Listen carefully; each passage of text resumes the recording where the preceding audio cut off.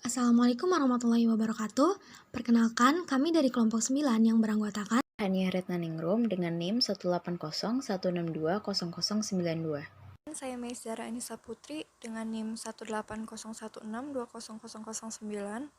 Saya Rahma Alia dengan NIM 1801620066. Reza Liva Jahro dengan NIM 18016200096. Siti Zulfa Adila dengan NIM 18016200026. Oke, dalam video ini kita akan membahas mengenai perkembangan masa dewasa akhir. Masa dewasa akhir atau late adulthood. Masa dewasa akhir dapat juga disebut dengan masa lanjut usia atau lansia. Lanjut usia merupakan periode di mana individu telah mencapai kemasakan dalam proses kehidupan, serta telah menunjukkan kemunduran fungsi organ tubuh seiring dengan berjalannya waktu. Late adulthood atau masa dewasa akhir memiliki kisaran usia di atas 65 tahun. Dalam masa dewasa akhir dikenal istilah ageism. Ageism adalah prasangka atau diskriminasi kepada suatu individu maupun kelompok berdasarkan usianya. Hal ini biasa terjadi pada orang-orang yang lebih tua dan tentunya bisa berdampak negatif bagi orang tua. Dahulu, usia pada dewasa akhir dibagi menjadi dua berdasarkan kronologisnya, yaitu primary aging atau penuaan primer dan secondary aging atau penuaan sekunder. Primary aging bersifat alamiah, terus-menerus, bertahap, dan tak bisa dihindarkan. Sementara secondary aging berasal dari lingkungan yang biasanya menghasilkan penyakit atau perlakuan kejam. Namun pada saat ini, pembagian dewasa akhir dibagi menjadi tiga, yaitu young old, old, dan oldest old. Young old adalah istilah untuk orang yang berusia sekitar 65-74 tahun. Old merupakan orang dengan rentang usia 75-84 tahun. Dan yang terakhir, oldest old adalah orang dengan usia di atas 85 tahun, yang biasanya paling sulit untuk melakukan kegiatan sehari-hari. Selain itu, ada pula istilah functional aging yang membahas usia bukan dari kronologisnya, melainkan bagaimana kesehatan seseorang berdasarkan fisik dan lingkungan sosialnya apabila dibandingkan dengan orang seusianya. Yang pertama, ada perkembangan fisik.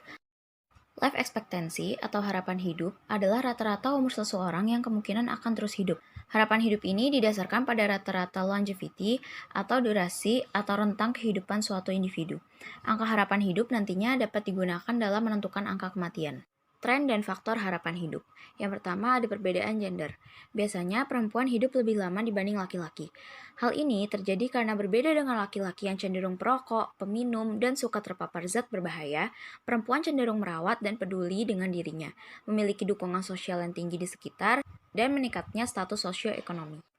Yang kedua ada perbedaan wilayah dan ras atau etnik.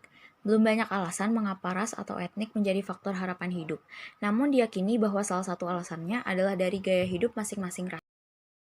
Selanjutnya ada teori-teori penuaan. Yang pertama ada genetic programming theories. Teori-teori ini menekankan usia manusia berdasar dari gen dan penuaan adalah hal yang wajar terjadi pada perkembangan manusia. Nah, genetic programming theories ini terbagi lagi menjadi 4. Yang pertama ada program Simpson theory, yaitu saat tubuh mengalami penuaan yang terprogram, yaitu ketika gen spesifik berhenti berfungsi sebelum adanya kemunduran akibat lanjut usia terlihat. Perubahan epigenetis mungkin juga terlibat bersamaan dengan faktor lingkungan dan keturunan. Yang kedua, ada endocrine theory. Adanya jam biologis yang mengatur perubahan hormon melalui gen untuk mengontrol laju penuaan. Hormon berpengaruh karena dapat mengakibatkan turunnya daya otot, penumpukan lemak, dan atrofi pada organ. Yang ketiga, ada immunological theory, yaitu sistem kekebalan yang menua tidak dapat mengenali sel tubuh yang baik sehingga selnya diserang. Kemudian yang terakhir ada evolutionary theory. Seleksi alam dipengaruhi oleh kebugaran reproduksi. Seleksi alam nantinya akan menimbulkan gen-gen berkualitas yang mampu beradaptasi. Jadi penuaan adalah bagian dari evolusi yang memungkinkan manusia untuk terus bereproduksi. Teori yang kedua adalah variable rate theory. Teori ini menegaskan bahwa penuaan terjadi sebagai hasil dari hal acak yang berbeda untuk setiap orang. Variable rate theory juga disebut error theory atau teori kesalahan, dikarenakan pada prosesnya sering melibatkan kerusakan akibat adanya kesalahan pada lingkungan. Sama seperti teori sebelumnya, teori ini juga dibagi lagi menjadi 4. Yang pertama ada wear and tear theory. Penuaan terjadi karena akumulasi dari kerusakan sistem pada tingkat molekul. Jadi tubuh manusia ini ibaratnya sudah terus-menerus digunakan dan lama-kelamaan akan mengalami keausan. Yang kedua ada free radical theory. Dalam tubuh manusia ada sebuah proses metabolisme yang menghasilkan molekul oksigen yang tidak stabil, namanya radikal bebas. Nah, dalam teori ini penuaan dipengaruhi oleh radikal bebas. Radikal bebas dapat merusak membran sel, protein, lemak, karbohidrat, bahkan DNA. Kerusakan sel tersebut dapat berakibat pada timbulnya berbagai gangguan seperti kanker, penyakit kardiovaskular, artritis, jantung, Parkinson, Alzheimer, dan lain-lain. Yang ketiga, ada rate of living theory. Ada kesinambungan antara metabolisme atau energi yang digunakan dengan lifespan atau jangka hidup. Ketika energi terus-menerus digunakan, maka akan memperpendek jangka hidup. Dan selanjutnya yang terakhir, ada autoimmune theory. Sistem kekebalan tubuh menyerang sel baik.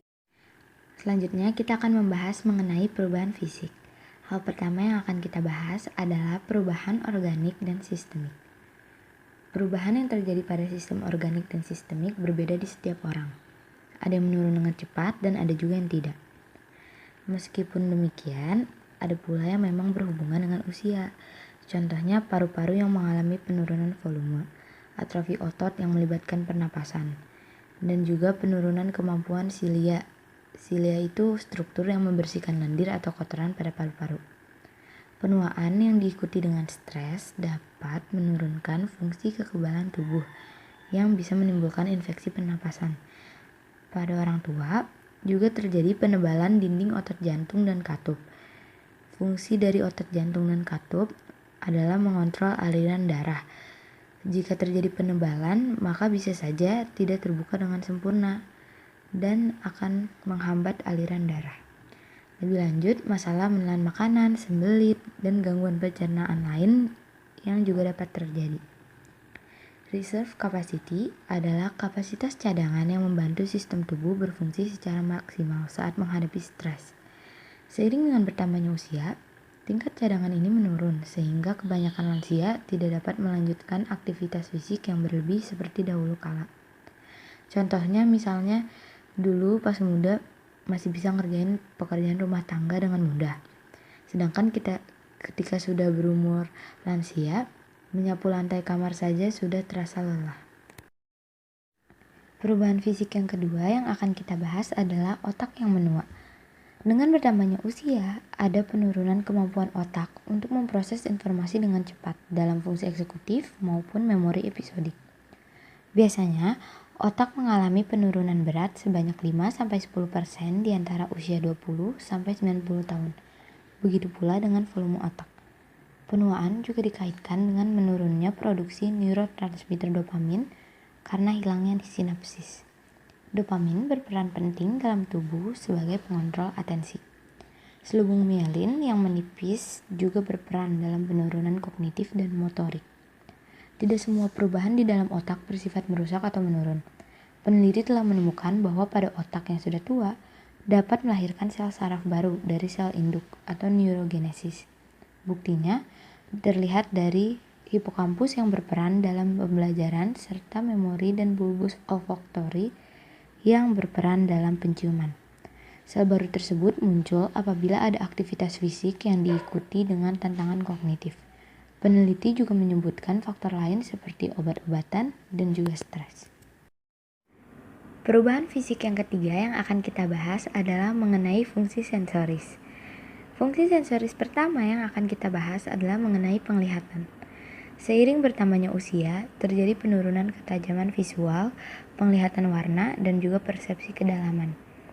Beberapa penyakit mata juga bisa terjadi pada orang tua. Penurunan pada mata ini bisa terjadi akibat dari retina yang sudah tidak mampu menerima cahaya dengan baik. Berikut beberapa penyakit mata yang terjadi pada usia lanjut. Yang pertama ada katarak. Ketika mata seperti berawan diakibatkan pecahnya protein pada lensa, sehingga penglihatan menjadi buram, bahkan tidak terlalu berwarna. Katarak dapat diatasi dengan pemakaian kacamata atau operasi. Yang kedua ada glaukoma. Ini merupakan kerusakan saraf optik pada mata yang biasanya terjadi karena adanya cairan yang menutupi bagian depan mata. Glaukoma dapat mengakibatkan kebutaan.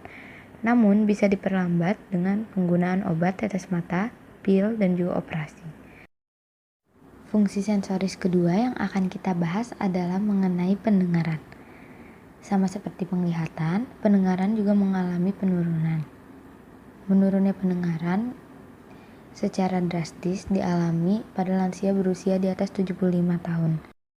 Penyakit yang ketiga atau yang terakhir adalah macular degeneration. Ini adalah kerusakan pada makula. Makula di sini adalah titik kecil pada pusat retina yang membantu mata melihat dengan tajam.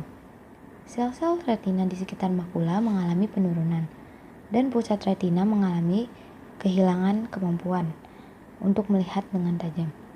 Degenerasi makula ini menyebabkan area yang menjadi fokus penglihatan menjadi buram. Jadi di tengah bagian itu buram, tapi di sekelilingnya tampak tajam. Penyakit ini dapat diatasi dengan penggunaan antioksidan, suplemen zinc, dan juga obat-obatan yang dapat memperlambat kerusakan lebih jauh. Pengobatan dapat dilakukan juga dengan operasi laser. Fungsi sensoris kedua yang akan kita bahas adalah mengenai pendengaran. Sama seperti penglihatan, pendengaran juga mengalami penurunan. Menurunnya pendengaran secara drastis dialami pada lansia berusia di atas 75 tahun dibanding dengan lansia berusia 65 sampai 74 tahun.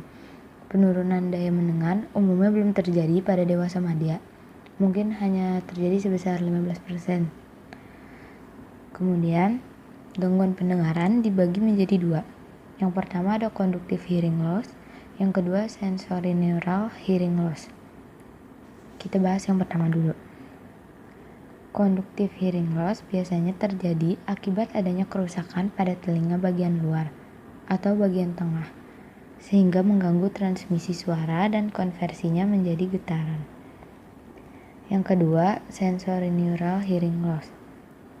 Ini adalah adanya kerusakan organ korti sehingga pengubahan getaran menjadi listrik di koklea dan saraf pendengaran ke otak terganggu. Sensorineural hearing loss biasanya terjadi pada orang tua.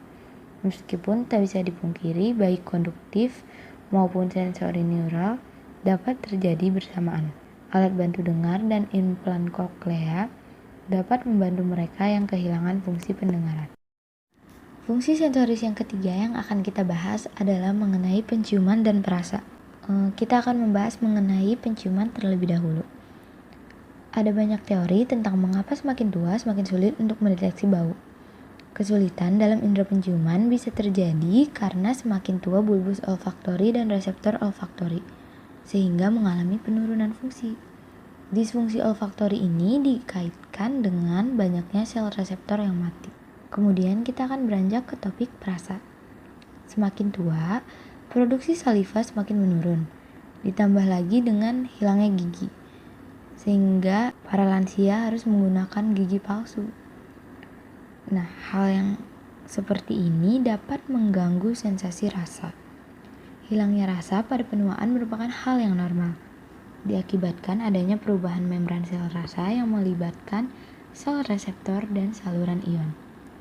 Kehilangan rasa terkadang membuat orang tua mulai makan makanan yang lebih manis, lebih pedas, lebih asin. Ini akan membuat mereka lebih sering makan makanan dengan nutrisi rendah dan tinggi junk food. Fungsi sensoris yang keempat yang akan kita bahas adalah mengenai sentuhan dan nyeri. Sentuhan dan rasa nyeri juga dikaitkan dengan penuaan.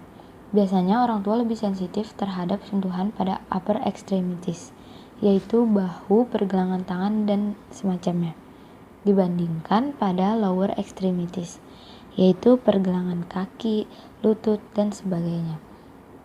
Pada older adult, sensitivitas rasa nyeri yang dialaminya lebih tinggi dibandingkan dengan younger adult. Fungsi psikomotor. Berkurangnya kemampuan fisik, termasuk bertambahnya lemak tubuh dan berkurangnya kekuatan otot, kapasitas aerobik, fleksibilitas, dan kelincahan merupakan hasil dari penuaan. Umumnya, penurunan kekuatan lebih besar terjadi pada lower limbs daripada upper limbs. Perubahan fisik yang terjadi bisa membuat lansia rentan jatuh. sehingga sering terjadi patah tulang. Namun, hal itu bisa diatasi dengan mengurangi atau menghilangkan bahaya yang bisa ditemukan di rumah. Pada penelitian terbaru, mengatakan bahwa dengan pelatihan fisik seperti latihan keseimbangan dan ketahanan dapat mengurangi risiko jatuh serta meningkatkan keseimbangan, daya tahan, dan kemudahan berjalan bagi orang tua. Lansia mungkin akan kesulitan melakukan pekerjaan sehari-hari. Oleh karena itu, mereka membutuhkan functional fitness training, yaitu latihan atau aktivitas yang dilakukan untuk membantu meningkatkan pekerjaan sehari-hari. Tidur. Biasanya orang tua tidur dan bermimpi lebih sedikit dari sebelumnya. Mereka memiliki jam tidur sedikit dan biasanya mudah terbangun. Hal itu dapat dikarenakan adanya perubahan normatif dari ritme sirkadian. Meskipun demikian, perlu ditekankan bahwa masalah tidur normal yang terjadi pada usia tua dapat berbahaya. Apabila orang tua mengalami kualitas tidur yang buruk atau insomnia kronis, dapat mengakibatkan depresi, gangguan neurodegeneratif seperti demensia, dan fungsi kognitif yang menurun. Gangguan tidur dapat diatasi dengan terapi behavioral kognitif. Fungsi seksual. Mungkin kalian beranggapan bahwa orang yang sudah tua sudah tidak aktif secara seksual. Nyatanya, berdasarkan survei yang dilakukan di Amerika, 38,9% pria dan 16,8% wanita yang berusia 75-85 tahun masih aktif secara seksual. Umumnya, pria punya hasrat seksual lebih tinggi. Namun, seiring berjalannya usia, hasrat tersebut berkurang, baik pada pria maupun wanita. Pengurangan hasrat seksual lebih tajam terjadi pada wanita. Ketika melakukan seks, pria yang sudah tua umumnya membutuhkan waktu lebih lama untuk ejakulasi, membutuhkan lebih banyak stimulasi manual, atau sulit mencapai ereksi. Sedangkan wanita mengalami hal seperti sulit untuk merasa terangsang dan orgasme, pembekakan payudara, berkurangnya gairah seksual, dan memiliki masalah dengan lubrikasi atau pelumasan. Kepuasan dalam hidup, fungsi kognitif, dan kesejahteraan psikologis sangat berkaitan dengan minat atau tidaknya dalam berhubungan seks. Namun, faktor yang paling berpengaruh adalah status kesehatan dan pasangan. Kesehatan fisik dan mental. Kesehatan yang memburuk pada usia tua memang tak bisa dihindari. Biasanya, kemiskinan berkaitan dengan kondisi kesehatan yang buruk dan terbatasnya akses kesehatan.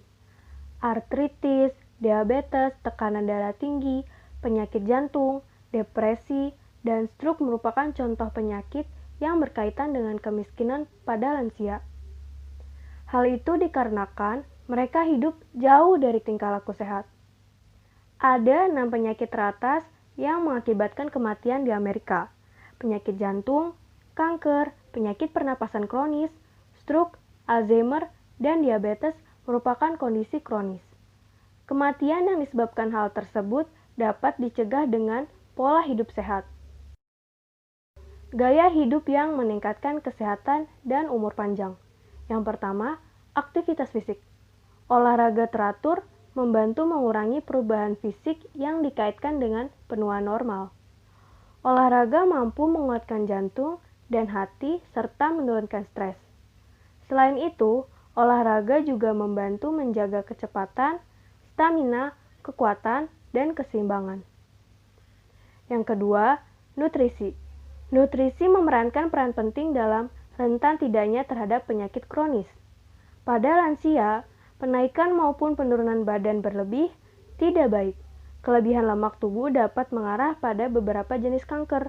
Pola makan sehat dapat menurunkan risiko obesitas, tekanan darah tinggi, dan kolesterol.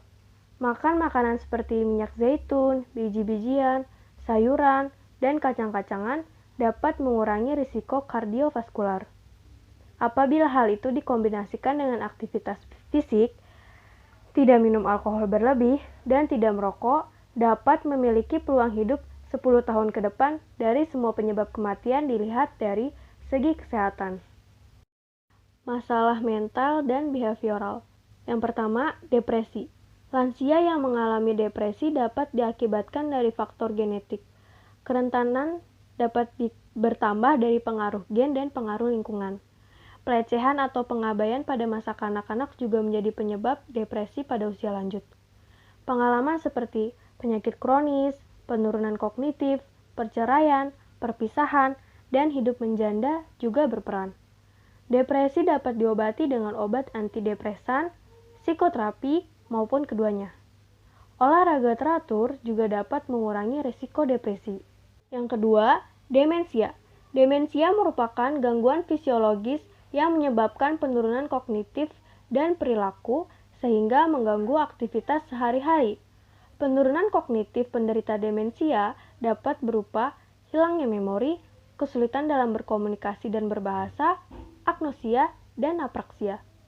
Ada banyak penyebab mengapa demensia dapat terjadi. Namun, umumnya terjadi akibat dari gangguan Alzheimer dan gangguan Parkinson. Gangguan Alzheimer adalah gangguan otak yang ditandai dengan kerusakan memori, penalaran, bahasa, dan fisik. Penderitanya lama-kelamaan akan mengalami penurunan intelijensi, kesadaran, dan kemampuan mengontrol tubuh yang pada akhirnya membunuh mereka. Ciri-ciri yang dialami penderita seperti mudah melupakan kejadian terbaru dan terus-menerus menanyakan hal yang sama, kesusahan melakukan aktivitas yang membutuhkan banyak tahapan, melupakan kata-kata yang sederhana, menaruh barang di tempat yang tidak seharusnya, dan mood swing. Risiko gangguan Alzheimer sebesar 70% dipengaruhi dari faktor genetik. Tak dipungkiri, faktor lain seperti gangguan cerebrovaskular, diabetes, hipertensi, obesitas, dan dislipidemia dapat meningkatkan risiko terkena Alzheimer. Selain itu, faktor kognitif, aktivitas fisik, diet, dan vitamin D ikut menyumbang. Gangguan Parkinson, penyakit kronis dan progresif yang ditandai dengan tremor otot, gerakan yang melambat, dan kelumpuhan wajah parsial. Gangguan ini terjadi akibat degenerasi dopamin yang memproduksi neuron di otak. Perawatan untuk gangguan ini adalah pemberian obat-obatan yang meningkatkan efek dopamin. Perkembangan kognitif. Yang pertama ada kecerdasan. Beberapa kemampuan seperti kecepatan proses mental dan penalaran abstrak mungkin akan menurun di setiap tahunnya, tetapi kemampuan lainnya cenderung akan meningkat di sebagian besar kehidupan orang dewasa. Pengukuran kecerdasan. Para peneliti sering menggunakan Wechsler Adult Intelligence Scale untuk mengukur kecerdasan orang di masa dewasa akhir, dan sebagai ukuran standar yang memungkinkan penilaian fungsi intelektual seseorang pada usia yang berbeda. Kemudian ada studi longitudinal Sittell. Studi ini menemukan bahwa fungsi kognitif pada masa dewasa akhir sangat bervariasi. Sangat sedikit orang yang mengalami kelemahan dalam semua bidang, dan banyak orang yang kemampuannya meningkat di beberapa bidang. Selanjutnya ada memori. Kegagalan daya ingat sering dianggap sebagai tanda penuaan. Kehilangan ingatan di masa dewasa akhir menjadi kekhawatiran utama yang dilaporkan di Amerika. Pada memori ada ingatan jangka pendek dan jangka panjang. Yang pertama, ingatan jangka pendek. Penelitian ingatan jangka pendek dilakukan dengan meminta seseorang untuk mengulangi urutan angka, baik dalam urutan penyajiannya, atau rentang digit ke depan, atau dalam urutan terbalik, rentang digit mundur. Kemampuan mengurutkan digit angka ke depan akan bertahan dengan baik seiring dengan bertambahnya usia, tetapi tidak dengan mengurutkan digit angka mundur. Hal ini melibatkan diferensiasi sensorik dan memori kerja, di mana memori sensorik melibatkan penyimpanan singkat informasi sensorik, sedangkan memori kerja melibatkan penyimpanan informasi jangka pendek yang sedang diproses secara aktif. Yang kedua ada ingatan jangka panjang. Peneliti pemrosesan informasi membagi memori jangka panjang menjadi 3 bagian, yaitu memori episodik, memori semantik, dan memori prosedural. Memori episodik merupakan sistem memori jangka panjang yang kemungkinan besar akan memburuk seiring dengan bertambahnya usia. Memori semantik terdiri dari makna, fakta, dan konsep yang sudah terakumulasi selama pembelajaran seumur hidup. Dan memori prosedural adalah sistem memori jangka panjang yang relatif tidak terpengaruh. Memori prosedural termasuk keterampilan motorik dan mengambil sedikit usaha sadar. Memori sensorik, memori semantik, dan memori prosedural tampak hampir sama efisiennya pada orang di masa dewasa akhir dengan di masa dewasa awal. sedangkan kapasitas memori kerja dan memori episodik seringkali kurang efisien. Selanjutnya adalah bahasa dan memori. Seiring bertambahnya usia, mereka mulai mengalami sedikit kesulitan pada bahasa. Namun, hal ini umumnya bukan karena masalah yang terkait dengan bahasa itu sendiri, melainkan akibat dari masalah mengakses dan mengambil informasi dari memori. Proses bahasa inti relatif tidak berubah sepanjang usia. Dengan demikian, masalah ini lebih dianggap sebagai masalah memori daripada masalah bahasa. Orang di masa dewasa akhir juga mungkin menunjukkan penurunan dalam kompleksitas tata bahasa yang digunakan dalam berbicara. Perubahan neurologis dan masalah dalam pengkodean, penyimpanan, dan pengambilan dapat menyebabkan banyak penurunan fungsi memori pada orang di masa dewasa akhir. Namun, otak dapat mengimbangi beberapa penurunan terkait usia. Menurut penelitian Beltes, kebijaksanaan tidak berhubungan dengan usia. Selanjutnya, perkembangan psikososial. Orang yang terisolasi secara sosial dan merasa kesepian cenderung akan menunjukkan penurunan fisik dan kognitif yang lebih cepat daripada mereka yang tidak. Selain itu, perasaan tidak berguna bagi orang lain merupakan faktor yang kuat bagi disabilitas dan kematian.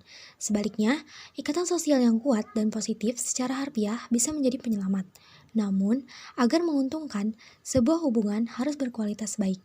Jika disertakan dengan kritik, penolakan, pengabaian, kontrol, atau perilaku yang merusak dapat menjadi pemicu stres kronis. Kemudian ada perkembangan sosio-emosional.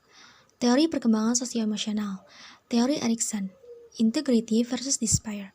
Lansia mulai kembali melihat masa-masa kebelakang dalam hidupnya, atau life review. Nantinya, apabila semasa hidup dijalani dengan positif, maka muncul kepuasan dalam hidupnya, dan apabila dijalani dengan negatif, maka tidak muncul kepuasan.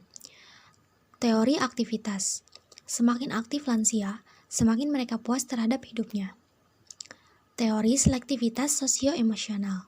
Semakin tua, semakin selektif dalam hubungan sosial. Terakhir, teori selektif optimasi dengan kompensasi.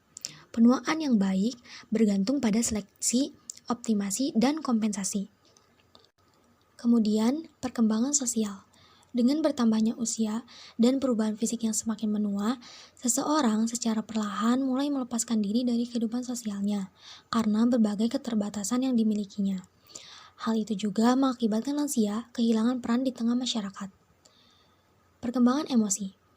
Pada masa dewasa akhir, seseorang cenderung melakukan flashback terhadap peristiwa-peristiwa yang terjadi dalam hidupnya dan memunculkan pertanyaan apakah mereka sudah berhasil atau belum dalam menjalani kehidupannya. Kesimpulan, usia tua adalah periode penutup dalam rentang kehidupan seseorang. Juga dapat dikatakan suatu periode di mana seseorang telah beranjak jauh dari periode terdahulu yang lebih menyenangkan atau beranjak dari waktu yang penuh dengan manfaat. Pada masa dewasa akhir atau pada usia 60-an, biasanya terjadi penurunan kekuatan fisik, sering pula diikuti oleh penurunan daya ingat. Oleh karena itu, bagaimanapun sebaiknya setiap individu berusaha untuk menyesuaikan diri. Kesehatan mental yang baik diperlukan pada masa-masa dewasa, agar memberikan kemudahan untuk menyesuaikan diri terhadap berbagai peran baru atau harapan sosial usia muda. Sekian pemaparan materi dari kelompok kami, kurang lebihnya mohon maaf, dan terima kasih atas perhatiannya. Wassalamualaikum warahmatullahi wabarakatuh.